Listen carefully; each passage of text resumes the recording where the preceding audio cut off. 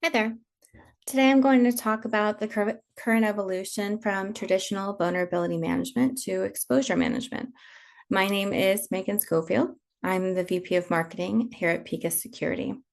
Picus is the only validation company providing a clear picture of your validated risk and critical gaps based on your environment. We correlate, prioritize, and validate exposures across siloed findings and help your team focus on high impact fixes so you can do more with less to reduce risk. Let's get started.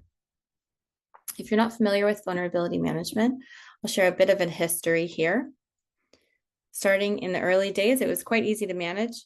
And with maybe 100 vulnerabilities a month or 25 a week, it was clear what needed to be done. And as time went on, obviously, the early 2000s, the internet posed new risks and software creation began to increase. We saw the evolution or creation of the CVSS score, which was born and then enhanced to offer a bit of prioritization as the volume increased. As the decades progressed, in 2010, we saw threat intelligence and risk management introduced, and CVSS scores continuing to change in how we used them. Automation also began to help teams manage more and remediate faster. If you fast forward to today, we've gone through a full evolution of the scoring and now even into open source, where vendors and companies are helping to contribute to this new way of prioritizing. But there's still quite a bit lacking in important considerations that are needed to narrow the high volumes of vulnerabilities that we have today. And honestly, vulnerability management teams are getting quite comfortable with the high volume and really just hoping that their fixes and the prioritization that they have in place are allowing them to address the most impactful areas within the business. But the limitations are clear, and really that it is in identifying vulnerabilities that we can do, but what's not clear is if they are exploitable vulnerabilities. There's a lack of context in the prioritization methodology that is there today, and teams, continue to be overwhelmed, but don't know exactly if these things are exploitable. And recent studies estimate that exploitable vulnerabilities make up 1%, 1 to 5% of what teams have coming into their tool sets. And only a percentage of that are actually acted upon. With these changes, teams are looking for a new approach, or not these changes, but these challenges and limitations. And with these challenges, teams are looking to a new approach and looking to shift to exposure management. They're taking on new frameworks and trying to change their processes. I'm going to talk briefly about continuous threat exposure management, which is a 5-step framework, also known by the name of CTEM.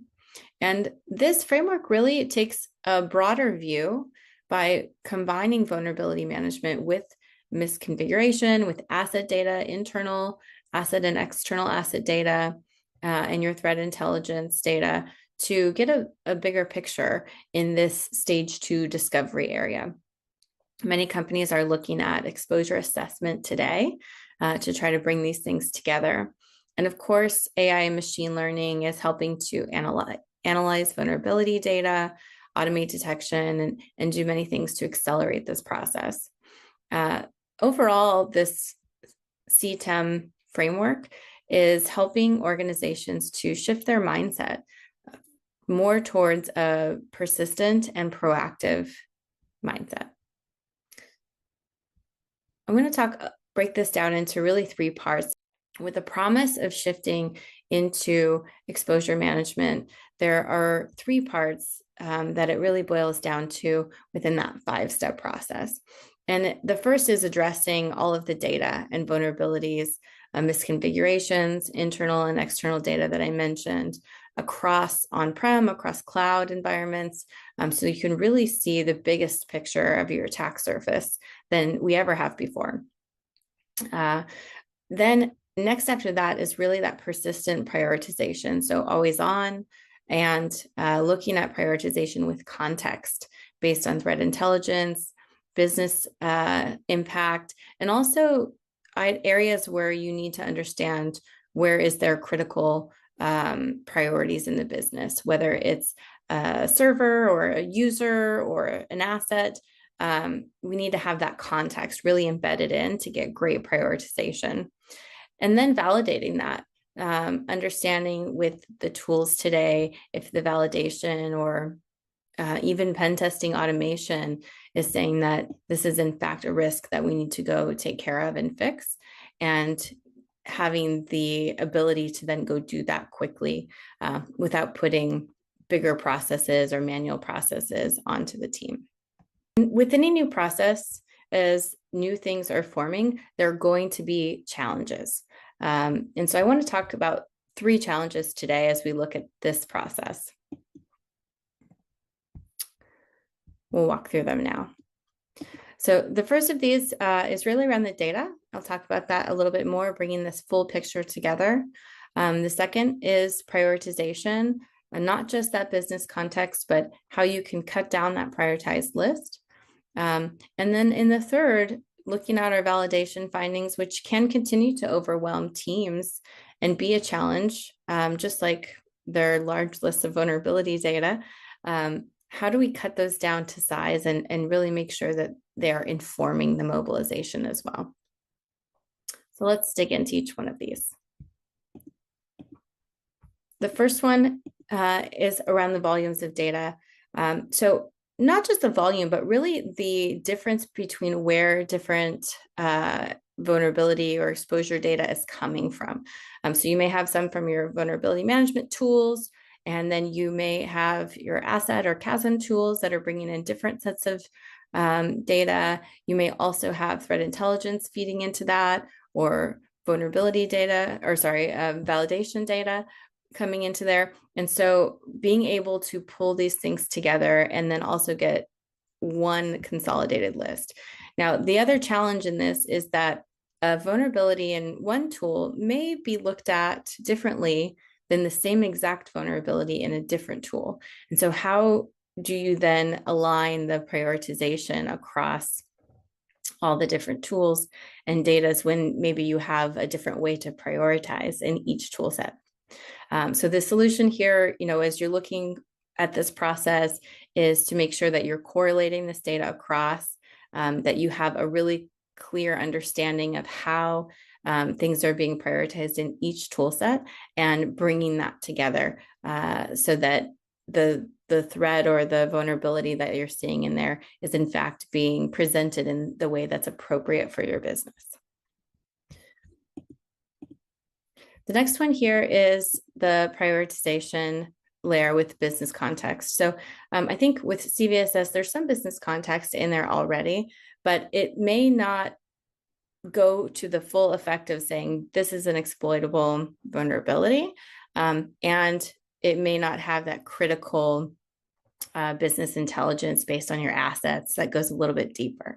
So those challenges are something that you need to address and look at prioritization with context and with using validation. Many teams are using breach and attack simulation or automated pen testing to go in and validate long lists of exposures and really bring them to a short and concise list that they need to then go mitigate or remediate.